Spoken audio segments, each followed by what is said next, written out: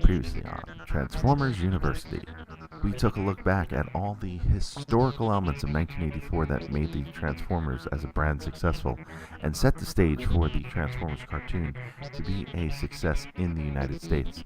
And we met the cast and explored their roles both before and after the Transformers series.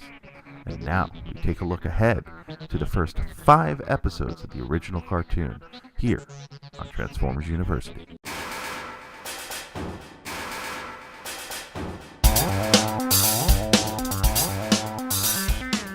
Hello, my friend, and welcome back to Transformers University. This is episode 5, and I am your host, Anthony Brucali, and this show is brought to you by TFU.INFO, the Alpha Triad and Omega Prime of transforming toys.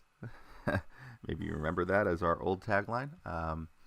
And this episode, we are going to delve into the original G1 cartoon. And before I get into that, I do want to reiterate one thing.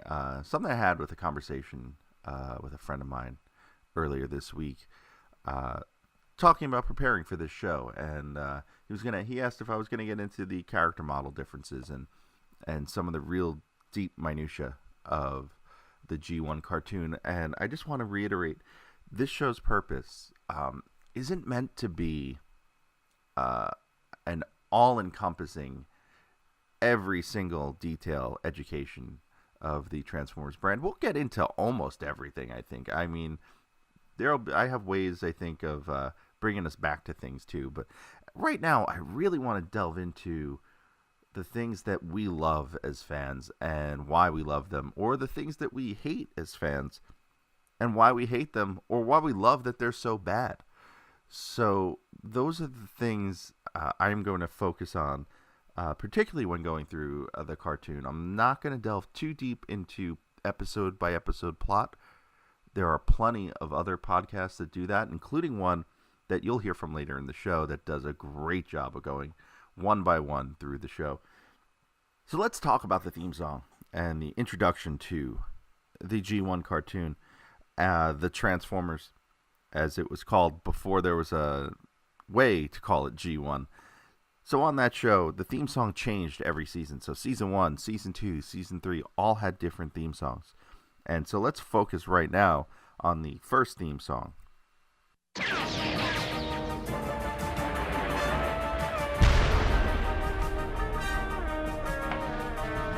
Transformers, more than meets the eye. Autobots wage their battle to destroy the evil forces of the Decepticons. Transformers, robots in the sky. Transformers, more than meets the eye. Transformers. So that theme was composed by Ann Bryant and Ford Kinder, who did a lot of the Hasbro and Sunbow TV theme songs back in the 80s. And it's something interesting to note. So that song was composed probably in late 83, early 84.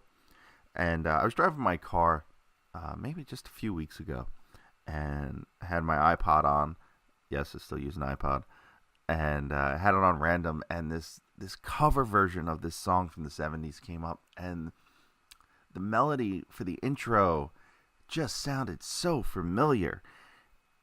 And I'm going to play a little clip of it because I'm pretty sure this is where the inspiration for the song came from. Now, I am not saying that this is. I don't have any sort of factual proof beyond that it sounds close enough to my ear to think that maybe Ann Bryant or Ford Kinder were a fan of the band Ides of March and the song Vehicle.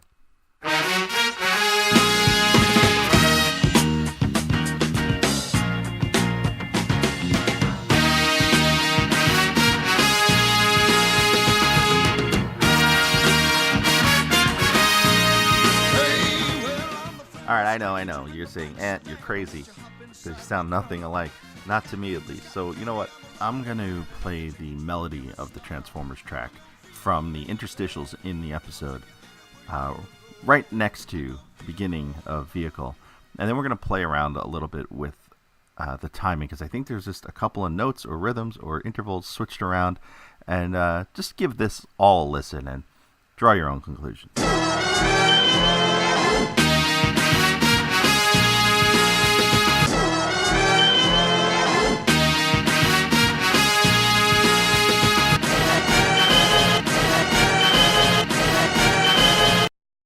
Okay, but from the theme song, let's talk about the opening sequence of the show. And the show starts first with the sigils, with the Autobot and Decepticon sigils, and that's really important in terms of defining the brand and defining who is good and who is bad. And then we see Prime on top of the symbols, and then the Decepticon jets. And they land and they transform, and they're led by Thundercracker, which makes me wonder if this is somehow tied to the tech spec confusion from the toys where Thundercracker accidentally got Starscream's statistics, and that maybe the blue one was supposed to be leading them and the blue one was supposed to be Starscream. Some other interesting things in the opening sequence. There's an emphasis on the volcano where we'll get to where they crash. Which, as I mentioned before, there's a lot of ties to real-world events throughout the series and throughout the franchise, and this is not unlike any other. The volcano erupting is tied back to the recent, at the time, eruption of Mount St. Helens, and it's kind of neat that all the Transformers fly up and fly around it when the logo sweeps out. And that's your Season 1 intro. Before we move on to the actual content of the episode, let's talk a bit about the writer of More Than Meets the Eye, episodes 1, 2, and 3, a gentleman by the name of George Arthur Bloom. Now, Bloom, according to IMDb, wrote for Dean Martin in the late 60s and early 70s, and spent a lot of time writing or as a script consultant, story consultant, producer, on a number of very well-known 70s sitcoms, such as Alice and Welcome Back, Kotter, Too Close for Comfort, and eventually went on to write a lot of Hasbro properties. Most notably, he wrote a ton of My Little Pony, did an episode of Gem, and then went on to write mainly children's television the rest of his career, even up until 2016, which at the moment is his last credit on a show called Nature Cat, where he wrote 2 episodes.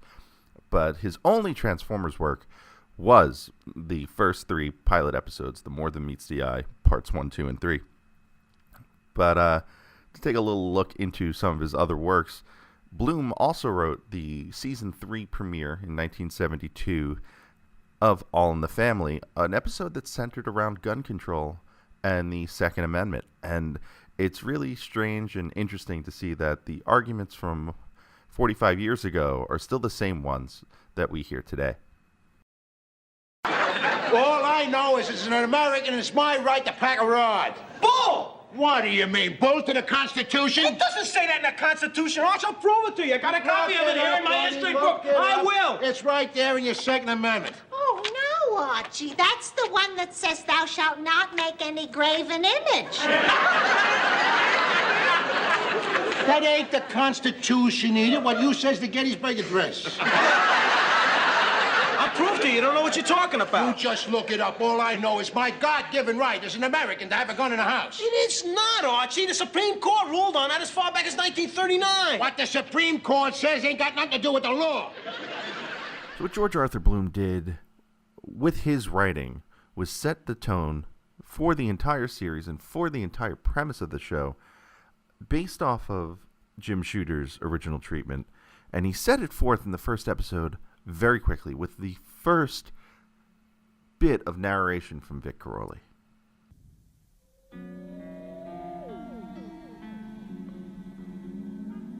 Many millions of years ago, on the planet Cybertron, life existed. But not life as we know it today. Intelligent robots that could think and feel inhabited the cities. They were called Autobots and Decepticons. But the brutal Decepticons were driven by a single goal: total domination. They set out to destroy the peace-loving Autobots. And a war between the forces of good and evil raged across Cybertron, devastating all in its path, draining the planet's once rich sources of energy. the Autobots, on the verge of extinction, battled valiantly to survive. So in that narration, we get a sense of everything that's important as far as this story goes. In the first sentence, we set up that the Transformers are alive, that they are alive, and then they think and they feel. And that's huge. That's real big, that they're not just metal machines clashing around, that they are actual alien beings in a war over resources. And again, as I've said before, tying things back to real-world events that have happened recently to this story, not recently to this podcast, but recently to when this story was written. Think about it, there is a war for energy in this story, and this is not too far removed from the gas crisis of the early 80s. And so the notion of renewable energy and the notion of sustained energy production in the United States is actually a very important thing to Americans in the early 80s. And it's reflected here in the story. And Vic Caroli's narration goes on and it sets up motivations for the Autobots and the Decepticons. Decepticons want total domination, as he said, and the Autobots are peace-loving and fighting for their own existence. And with that, we get set up into an entire world in just a handful of sentences, and that is huge. And that is why the G1 series and these particular episodes are so powerful to this day, including having a profound effect on current Transformers lead designer John Warden. There's something about the early first episodes, the narration is really powerful, it's stirring. When you hear that narrator's voice and the balance between the music, Peter Cullen's voice, narration, there's something, there's an optimism, direct storytelling, combined with, honestly, state-of-the-art animation of its time, colorful, great linear storytelling. I could go on and on. So storytelling and animation are what set this show apart from anything else that was on TV at the time in children's programming and in the boys action entertainment branding of the time. So with that in mind, let's dive into this episode a little bit. And once again, I'm not going to go beat by beat through the entire story, though in the first couple episodes it might seem like it, because there's a lot to unpack in those episodes. But I'm going to touch on a couple of things fairly regularly, and that is, one, key storytelling elements that are important to the overall history of the brand and of the Transformers story. Two, things I like to call playable moments. And these are things that I personally remember myself trying to emulate with whatever toys I did have at the time, or some version thereof. And I think that's very important to the health of the brand and how successful the brand was, that children at that time wanted these toys to just reenact some of these scenes. And I think three is the thing that I'm going to talk about. I'm kind of joking around with it in my head as unplayable moments. But it's some of the interesting little pieces that we either never got up until now, or things that were so part of our fascination with this brand that we eventually got them years or decades later as toys or as part of something else. And those are very important. And a lot of those things are set forth in the first three episodes. So just jumping in, one of the things that always stood out to me is that Wheeljack is the first character to speak, and I think we talked about that in the last episode. And I always liked that he didn't have a mouth, but his ears lit up and blinked according to what he was saying. And they only blinked in one color, but they always blinked with his syllables. And I think that one always sits with me as an interesting little quirk, because to me as a kid, as a 5 or 6 year old at the time, if I couldn't remember his name, I knew he was the one with the light up ears. Something we see in the first episode right off the bat, since the Transformers are not on Earth, they're not Earth vehicles. They can't disguise themselves as Earth vehicles because those vehicles didn't exist yet. And so we see Wheeljack and Jazz and Bumblebee and the Tetrajets and Soundwave and Laserbeak all take on some form of Cybertronian mode in that first episode. The only one you can actually do with their toy is Soundwave, since he turns into this kind of odd lamppost thing, and you can actually do it with the original toy by just turning the arms back, flipping back the head, and tilting him forward. So all those characters, I should say, had these great Cybertronian modes, and those, we've seen some Cybertronian modes based off of video games that have had them in them later on, and even some character models in later shows that are heavily based off of Cybertronian modes from this episode. We've never really gotten official, more than meets the eye styled Cybertronian modes. The exception maybe of the Seeker Jets as Tetrajets, and we only got those with the main three, and as of Skywarp, Thundercracker, and Starscream in the Titanium line in the early mid 2000s. Now, another thing we see very often in the cartoon is something I'd like to kind of just call superpowers, I guess, but Transformers in the cartoon, unlike their toys, tend to have things that just either come out of compartments or replace their hand. So their hand would slide back and something else would slide in. And this is a trope throughout the series where characters have exactly what they need at any given time because they can slide their hand back and have something new, some sort of tool or weapon that will help rectify the situation.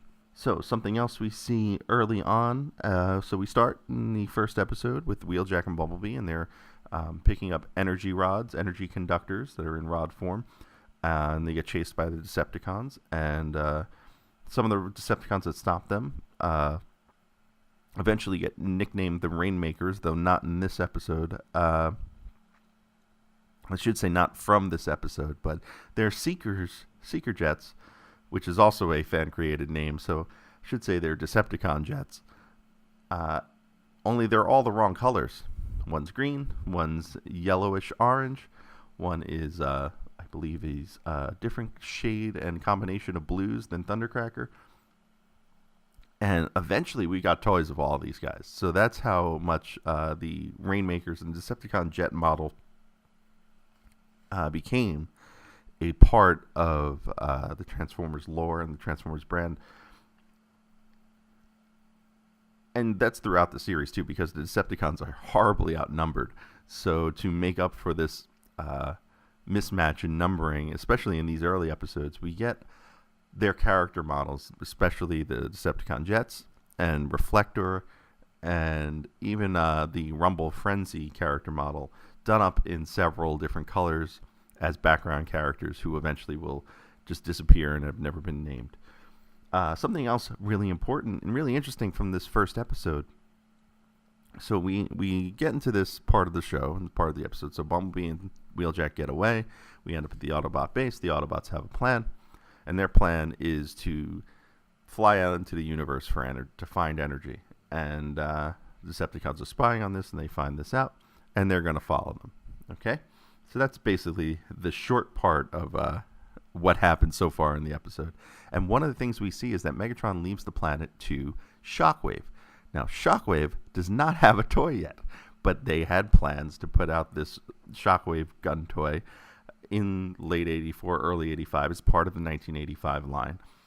And it's just neat to see that even as far back as the first episode, there were plans for more than what was just out there on the shelves at the time. And another thing going into this scene that's coming up. So the Autobots prepare to take off for space.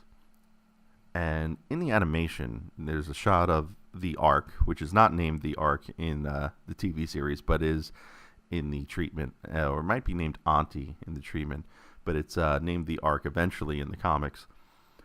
So they go to take off from the Ark, and there's a cutaway of the thrusters of the Ark, and the camera is shaking, and there is actually blur from the heat of the engines and the thrust from the thrusters. And it's animation. There's no actual heat. So this is one of those advanced techniques that the animators used by blurring the shot and probably just taking it out of focus a little bit and racking it back and forth, that gave this show a little bit extra depth in the animation. And that's the type of animation that doesn't happen all the time, but it is peppered throughout the series that has kept it having a long-lasting impression on the people who grew up with it. So the Autobots fly into space. They run into a meteor shower, and during the meteor shower, the Decepticons are following. They decide to board. And now this is one of those playable moments. This is one of those moments in the show that certainly struck a chord with me as a child playing with toys that I wanted to emulate. And it was that here are the Autobots, they're flying and they're safe and sound, and the Decepticon ship basically pulls up alongside, it puts out this chute, they board the ship, everyone fights, ship crashes into a volcano, everyone's knocked out, time passes, and then an eruption. Hey, real world events, as I mentioned before. An eruption wakes up the computer, and the Sky Spy flies out and starts scanning for life and repairs Skywarp, of all people. Now Skywarp decides to get the rest of the Decepticons repaired. So the fun thing is that the Sky Spy malfunctioned in a way, not realizing that the life was organic and not mechanical, so it scanned vehicles instead of people. And that's basically where our story launches off from. And those elements are very playable to a child, because you can play with your cars and your robots and have them crash, and then have them knocked out, and then have them wake up in this strange world. And I think those are really important. And we're going to get into more playable moments, because this episode is littered with them, as I said before. So, what else do we see? We see some more future toys in this episode. So eventually the Autobots wake up. They find the Decepticons. The Decepticons realize it's them. Laserbeak chases Cliffjumper. Cliffjumper has an enormously, disproportionately large gun. Laserbeak goes after Hound and Cliffjumper in this scene and splits off his cannons, which is a really odd thing to see, is that one of his accessories just flying around on its own. But something we see shortly thereafter are some more future toy plans. So there is a crane with the Autobots, who is only here in this episode and is referenced as Hauler. Holler! Pull 'em up! So we believe they had planned to put the grapple toy, the crane from Diaclone, out. And they did in 1985, but they kind of just ignored the fact that they introduced him early on. That figure would later actually make its way out as Road Hauler or Load Hauler, depending on how you translate it. And that would be an eHobby exclusive, also in the early 2000s. And we also see Reflector, who's a camera from the Microman line, who never got a retail release, was a mail-order only toy as of 1986, and required you to send in money and robot points from the back of the packaging. So, some of the other important things here pertain to Starscream. Starscream being set up as the foil for Megatron in this episode and throughout his existence in the series. And it starts basically from when they leave the volcano, where he starts shooting at the volcano. Starscream! I'm just saying goodbye. Save your energy. The Autobots have taken their last flight. Thanks for the ride, Prime. Too bad you can't go the rest of the way. Starscream's hubris is what makes Optimus Prime fall into the path of the Sky Spy's repair and gets the Autobots repaired. And another interesting thing with Starscream, and this happens in this episode and then a later one, and again, this is, I guess, something that wasn't terribly planned out or explained to the writers or explained to George Bloom, the phrase, activate the Null Ray. Now, Starscream has Null Rays on him They're essentially his guns that are mounted on his biceps. But Megatron commands him to activate the Null Ray. Starscream, activate the Null Ray now! And this happens a few times. And it seems to happen in the same sequence both times. It's activate the Null Ray, and then then Soundwave creates energon cubes from his tape deck door. I think the last and most important thing, so eventually the Autobots fight. The Autobots and Decepticons meet up. They fight. Prime is fighting Megatron and gets distracted by Laserbeak. And the Decepticons flee and go. But not without causing a ton of damage to an oil platform where two humans named Spike and Sparkplug work. And that's where we're left off, where the humans are trapped in the ocean. The Decepticons flee. There's a fire. I feel like Megatron fleeing is certainly something we see very often, but Laserbeak beating Optimus Prime is also something we see very often, which I find amusing, to say the least. But we're left with this cliffhanger of people being trapped, Autobots being trapped in the water, and we're left to wonder what's going to happen next episode, and that's another big thing. So, moving on to episode 2, also written by George Arthur Bloom, we start back with the flames and the fire at the oil platform. And this is one of those big inconsistencies that we see so very often, is that the Autobots can fly, sort of. So we don't know if they can fly, but they fly a lot in these 3 episodes. And then they stop flying a lot. But they certainly know how to make their way to places as well. And we'll get into that in just a moment.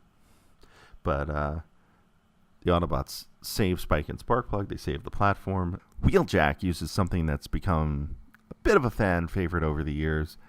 A trope that we affectionately refer to as fire retardant foam, where he slides his hand back, and that's what he is needed to put out the fire by having basically a fire extinguisher in his wrist socket. And then eventually the Spike and Sparkplug join the Autobots back at their base, and Spike is writing in his diary. And in that diary, he reiterates something very important. The Autobots are a highly advanced form of robot. I don't really know if they're from the past or the future, but they can think and have real feelings. And that is so important there, that Spike reiterates that the Autobots can think and they have feelings. This is something that they want to establish again and again and again, and I'm glad they do, because that is what makes Transformers so interesting. They're not giant pieces of metal fighting each other. They're alien beings made of metal fighting each other, and that's such a interesting distinction from anything that has ever come before it. And then from there, Spike goes back into the Autobot base, and we get another great scene where Spike asks the Autobots why they transform. Hey, tell me more about Cybertron. What would you like to know? For one thing, why do you transform into cars and things? Simple. Disguise. Besides, it sure beats walking. Yeah, but how do you do it?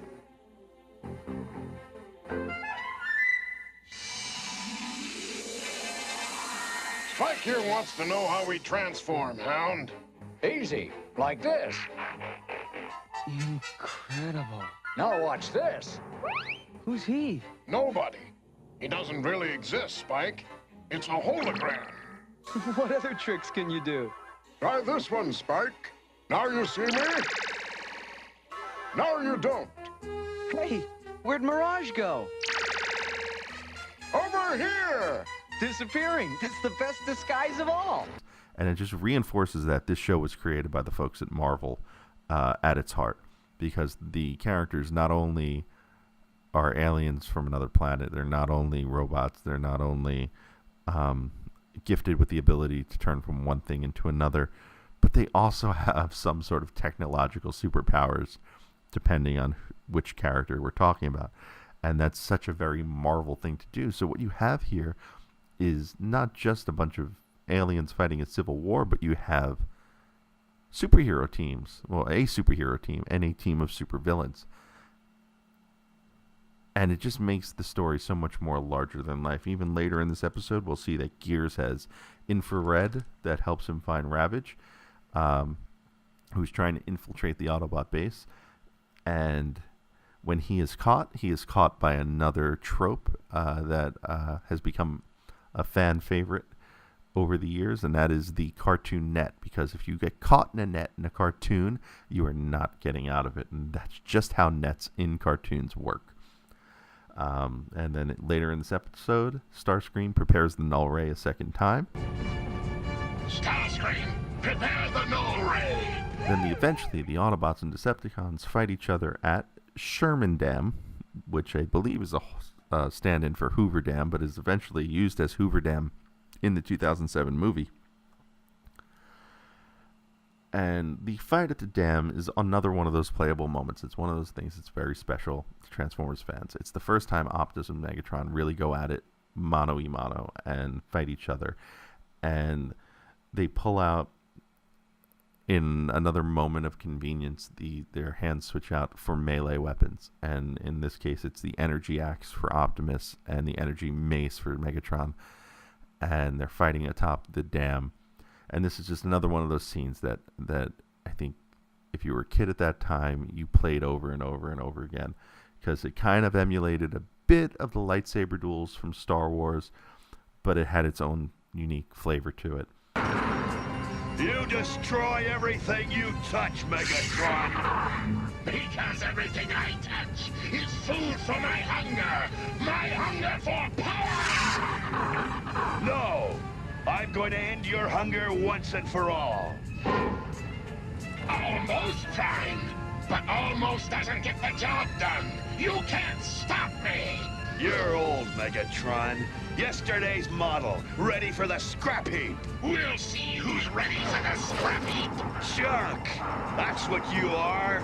Junk. Silence! And that battle ends with Optimus losing and Megatron flying away, laughing. And that laugh has become an intrinsic part of the character and Frank Welker's portrayal of the character, even in later times and in later incarnations. And for more on that, we're going to defer to Frank Welker himself. In this particular scene, in the laughter, one thing about Transformers is we are transforming. So you remember the G1 voice was, I am Megatron, leader of the Decepticons. Well, in Prime, we changed that and transformed a little bit into a little bit more. I am Prime, not Prime. But it was a little bit different texture, more larger, more human. Not so much of my mechanical stuff that I did before. But the laughter was basically still from G1, so it was and so it kind of transcended through, even to this guy. And in that battle, the Autobots lose again. Hound takes a beating from Rumble, gets trapped underwater. Spike goes to rescue him and nearly drowns, and that leads to another very weird and awkward scene where Hound is giving Spike some sort of back massage as a form of rescue to get the water out of his lungs. And it's certainly an awkward scene. Hunt it down if you can, because it just looks weird. And from there, the Autobots need to travel to stop Megatron to the crystal mines of Burma, where Sparkplug used to work. Now, let's just put this in context. Okay, so Sparkplug and the Autobots are presumably somewhere in the Pacific Northwest of the United States. We're going to say Portland, Oregon, just to give us a frame of reference and to base it off of the comic treatment. Now, if they're in Portland, and Sparkplug used to work in the crystal mines of Burma, which is now Myanmar, that is roughly 7,192 miles from where they are at that time. And If you want that in kilometers, that is 11,574 kilometers. Thank you, Google Maps. So the Autobots drive there. Yes, drive there. Another thing that makes me laugh every time I see it. But let's put all that aside. Let's put the logistics aside. They get there, and we get into another great playable moment in that Bumblebee and Sparkplug go into the mine to set off a bomb given to them by Wheeljack. And they get trapped in the mine. They get caught by the Decepticons. The bomb goes off as Prime and his roller companion drive up to the side of the cliff face to investigate. Roller's inside. Prime is parked in vehicle mode outside of the entrance to the cave. Bomb goes off. Prime rolls horizontally down the hill as a truck. Roller, Bumblebee, Sparkplug all trapped inside, and that is your cliffhanger. And that gets us to episode 3. And the start of the episode starts in a playable moment, because that scene of Optimus rolling down the hill is another one that's very easy to do as a kid with your toys if you have something to stand in for Optimus and get trapped at that door. Then starts the recovery effort, another playable moment, the Autobots digging out Bumblebee and Roller and Sparkplug, and then Optimus so damaged that he has to struggle transforming into robot mode. And this isn't even one you can play with you could just play as your toys. With the way Optimus transforms as a kid, it's very easy to tuck your arms into your side and pretend to not be able to stand up. And so again, the show gives these fun little things. They're very dramatic and very playable and very possible to reenact as a kid. So from there, we get a scene with Ironhide and Bluestreak where they chase the Decepticons and eventually get shot down. Again, the Autobots are flying with no explanation as to why. And then eventually Ironhide gets carted off by Ratchet for repairs. The Autobots decide to pull a ruse on the Decepticons by speaking about their plans openly in front of Ravage, who has been captured, and then conveniently making it possible for him to escape. Now, something interesting that we see here is that, so they set up the plan to be one of Hound's holograms. The Autobots set up their trap and then attack. You get Windcharger in a lab coat, which is another fan favorite weirdness in the episode. And the Autobots set up their attack, and the Decepticons see through their plan. So when the Autobots attack the Decepticons, they're busting up a bunch of junk. And Megatron wins again. And that's something that's very interesting to see throughout this first 3-parter, is that the Autobots haven't really won anything. They lost on the Ark. They lost on the oil platform. They lost at the mines of Burma. They lost at the dam. And now again, they lost with Ironhide chasing down the Decepticon jets. And they've lost again here with their fuel ruse. So the Autobots, for being the good guys, have not won. And again, that makes this show and this particular set of episodes very interesting, in that it's very mature that the Autobots keep fighting in the face of adversity. And so brings us to another set of playable moments as we bring this series of episodes, this 3-parter, to a climax at the end of this one. And that is the Autobots' call for volunteers. So let's just give it a listen. We have come to a moment of truth. The Decepticons are in position to return to Cybertron. We have no choice but to attack them directly. But this battle will be most dangerous, so I ask for volunteers. Jazz? Volunteers, step forward. Autobots, transform.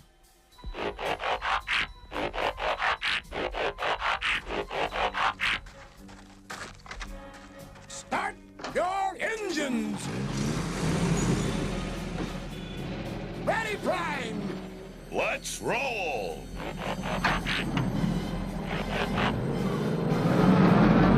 And with everyone rolling out, we go to the climax of the episode of the Autobots taking the battle to the Decepticons who are building their new ship. And we get another playable moment in Soundwave ejecting all of his tapes. Rumble, Laserbeak, Ravage, prepare for battle. Operation Warfare. Eject, eject, eject. And in the climax battle, we get to see something we have never seen in the show, and we'll never see again after this, and that is Optimus Prime's combat deck. Now, the toy itself has a trailer that transforms and opens up and has a gun in it and a repair bay, and we see that. And it also leads to another fan creation, something we find a lot of fun, that's called the Finger of Doom. And the Finger of Doom is that when Optimus transforms and the combat deck transforms, he commands it to fire, and he points his finger, and then they cut to Megatron pointing his fusion cannon at Optimus and firing himself, and we cut back to Optimus, and combat deck blows up, but a laser shoots out between Optimus and combat deck, which then blows off Megatron's fusion cannon. So thus, we have the Finger of Doom. And Decepticons now get away in this episode. They get into their spaceship and they fly off, and Prime is angry. And this is another neat thing that we see in the show, and another kind of playable moment, but we never really got this piece as part of a toy. Prime wanting Sideswipe's rocket pack, his jetpack. Sideswipe, give me your rocket pack. My rocket pack? Now! Yeah, right. Prime takes the rocket pack, flies up, and gets shot down. And he's angry after he falls and crashes, too. Don't move, Prime! We'll take care of you! I'm fine. I'm all right. Let Ratchet check you out. I said I'm fine! He's angry that they lost, and that's... one more interesting thing in this tale is that as the hero, Optimus is left angry and frustrated, and he's not the hero of the day. The Decepticons ultimately find defeat from two people. One, of course, is Starscream, who takes the moment to try to usurp Megatron's command as they're flying off. And that provides enough of a distraction for Mirage, who is hidden on the Decepticon shuttle, to fire a few shots, causing the ship to crash into the water, into the ocean, I presume, and escape. And so that wraps up the three-parter. And what's interesting there is that the Autobots only really had one solid victory in those three parts. And we got introduced to the war, and we got left with a cliffhanger that will lead us right into the next episode. So moving into episode 4, I think we're going to move a little bit quicker through some of the plots and some of the story elements, because so much was set up in those first 3 episodes. But a couple of technical things worth noting about episode 4, which is called Transport to Oblivion. It's the first episode after the miniseries, and it first aired on October 6th, 1984, which was a Saturday morning, which I believe might have been the first time the show was on a Saturday morning. And it was over 2 weeks after the previous 3 episodes had aired. And that's important because the previous episode had been originally aired on a Wednesday. And 2.5 weeks later, pre-DVR, pre-streaming video, at best, it was recorded on a VCR if you saw it or if you and recorded it. So it had a bit of a recap off the top. And again, the recap hammers home very important points via Vic Carolla. 4 million years ago, creatures from the planet Cybertron crash-landed on Earth. Mechanical creatures of great technical sophistication, Autobots. So the writers of this episode were a team of Bryce Malek and Dick Robbins, and this is the first of 4 episodes by this team. And they were also the story editors for the entire first season of the show. They were veteran cartoon writers. and they had written a lot of shows that featured this particular voice cast, including Scooby-Doo. Now, I haven't been able to find much on Dick Robbins, but Bryce Malek is now a psychotherapist in the Los Angeles area. So if you need a psychotherapist, look him up, and then maybe you can find out some information about the show as well. And early in this episode, we're introduced back to the Autobots at their base. They have not left for Cybertron, and they find out that the Decepticons are still around and still kicking around Earth, and Optimus needs to investigate, and he does so with another roll call. Ironhide, Ratchet, Prowl, Cliffjumper, Gears. Over half our force is out on patrol.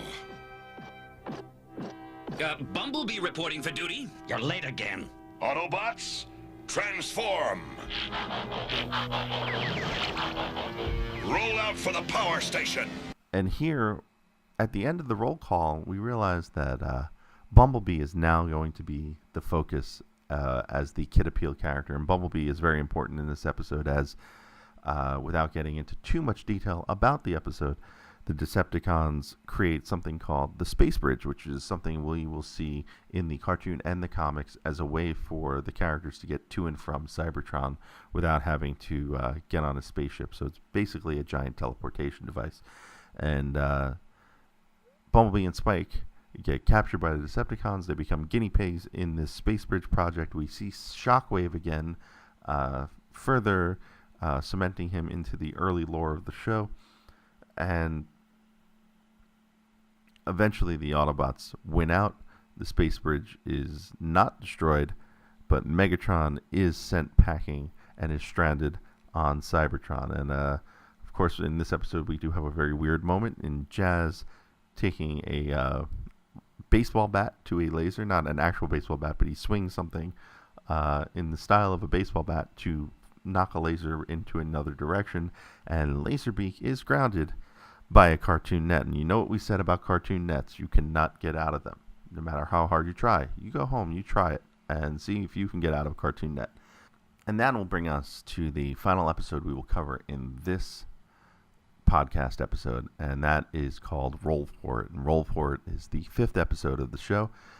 It was written by Doug or Douglas Booth, depending on what episode you're on. He goes by both. He's one of the most prolific writers of the Generation 1 cartoon, writing more than 10 episodes, and was a animation writer in Hollywood for years. Did a lot of work on the Smurfs, worked on some of the Hasbro properties. He was a Harvard graduate and now works in real estate in New York City. And this episode picks up right where the previous one left off. So Megatron starts stranded on Cybertron, and Starscream is leading the Decepticons. And this is continuity, and continuity is not something you see in 80s cartoon shows. There's very little continuity in, say, even some of the shows that were contemporary to Transformers, such as He-Man and the Masters of the Universe. Very few things carried over episode to episode. Very things were remembered from episode to episode. And in 5 episodes, we have a very poignant continuity in that things happen and episodes end and the next one picks up right where it left off. And that's not going to stay consistent throughout the series, but it's certainly a nice thing to see, setting the tone for the series. And as the series became more popular, it was harder and harder for the production team and the animation staff to keep up and keep a continuity going from episode to episode. But in the early stages, it certainly seemed like the plan. In this episode, we also get a new human character for the Autobots to interact with, and that is Chip Chase, the wheelchair-bound computer genius who is actually finally getting a toy in Japan in the next few months as part of the Masterpiece Sunstreaker toy. Chip is a central focus in this episode as he has a formula for rocket fuel, and he has it memorized in his head and destroys the computer copies. And in a really bizarre moment in the episode, and these things happen throughout, is, holy crap, Chip tears up a floppy disk with his bare hands, which I don't think is very possible. He also dials into Prowl and controls him when his computer goes down, his battle computer goes down. And that is kind of a foreshadowing of things to come in the toy line. Humans and organic creatures interacting more with the robot characters as part of a way to control them and work with them. It's also an interesting little life imitating art, imitating life, in that while being able to connect computers via phone line was not terribly commonplace, but fairly understood in the mid-'80s. Now it's part of our way of life, and it seems a little goofy and silly the way it was portrayed here, but this was like very super futuristic in 1984. We also get a quick look at Soundwave's mind-reading abilities as he tries to take the rocket fuel formula from Chip. And the Autobots again lose a battle in this episode and get pretty beat up. And there's a scene where they transform where they're damaged, which is actually a really neat scene, because like Ironhide has a broken windshield and the Autobots are kind of all dilapidated as they head back for repairs at the base. Eventually there's another battle, and we get to meet Sideswipe and Sunstreaker again, and they perform what's called Jet Judo, or as they jokingly refer to it in this episode. And eventually in the battle, Brawn, hiding in a ravine, throws Optimus Prime, who's driving at full speed in truck mode, into Megatron. So Brawn throws a truck, which is kind of a bizarre scene, but also incredibly amusing, at least to me.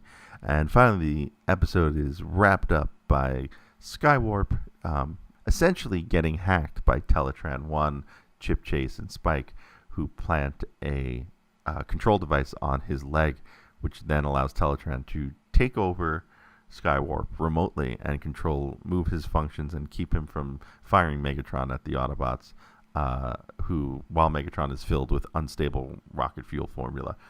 And that wraps up the episode. The Autobots win, the Decepticons escape, and that becomes kind of the dance we're going to see throughout the series. And while I haven't touched on every detail of each and every episode, a couple guys who do are Kevin and Adam from the Cybertronological podcast, and they were kind enough to contribute a little bit to this episode by just giving you an idea of what they do and touching on one thing they call the insane moments of each show. So without further ado, I'm going to toss it to them. Hello, I'm Kevin. And I'm Adam. And we host a podcast called Transformers Cybertronological. What we're doing is we're going back and rewatching every single episode of the original Transformers cartoon in chronological order. We also do an insane moment for every single episode a piece. And we pick out our favorite and our least favorite line of dialogue as well. So for us, we had to dive back into our oldest archives, digging back through episodes 1 through 5. And here are a few things that we found that were pretty great. So one of the things I think that sticks out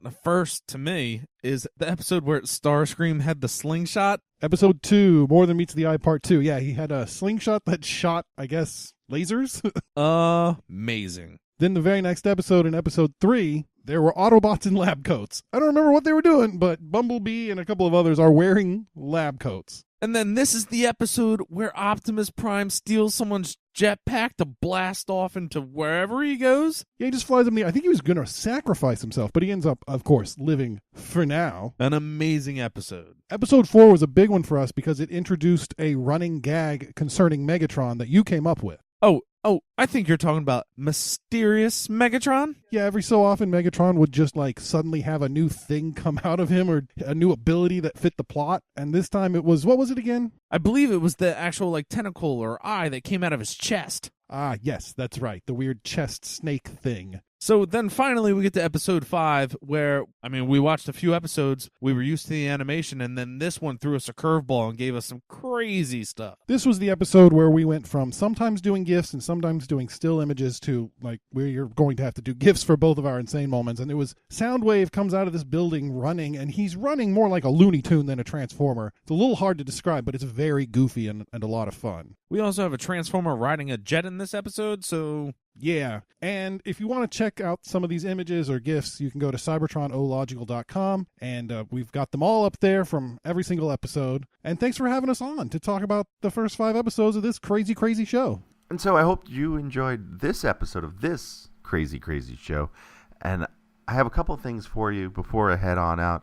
I want you guys to write in and let me know your playable moments from these 5 episodes or the next 5 episodes or any episode, really. I want to read them on the show. I want to know which scenes had a profound impact on you growing up.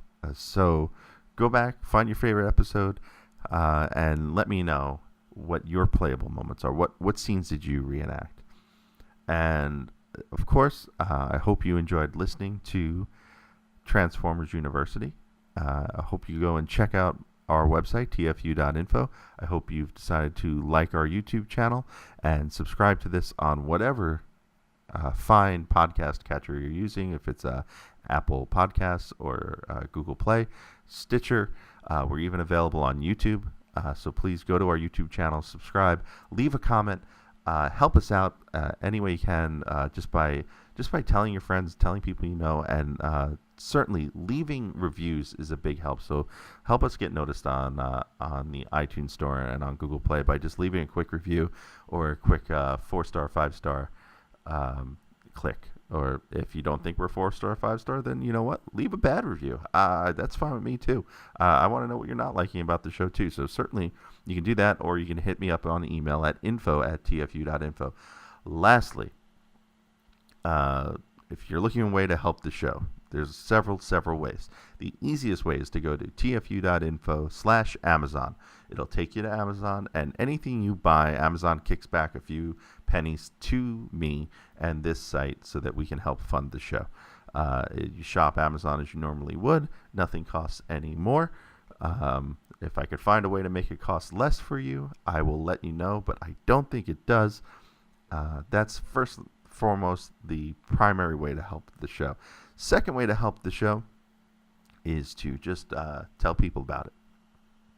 Third way to help the show, and to help TFU.info, the world's longest running Transforming Toy archive, is to head on over to TFU.info/help.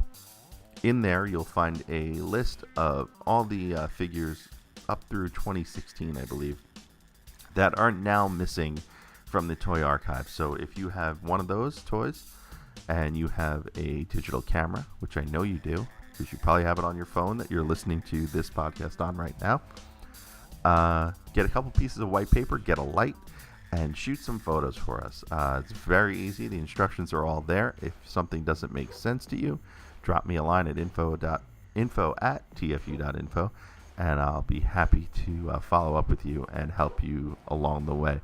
So any contributions to the site, big help, and I'll give you a big shout out here on the show, as well as credit on our credits page. And that will wrap up Transformers University for this episode. I am your host, Anthony Brucali. Be sure to follow us on Twitter at TFU_info and on Facebook at facebook.com/TFU.INFO. In the next episode, I think we're going to dive into the comics. But until then, hope you've enjoyed the show. Hope you enjoyed Transformers University, and we'll see you.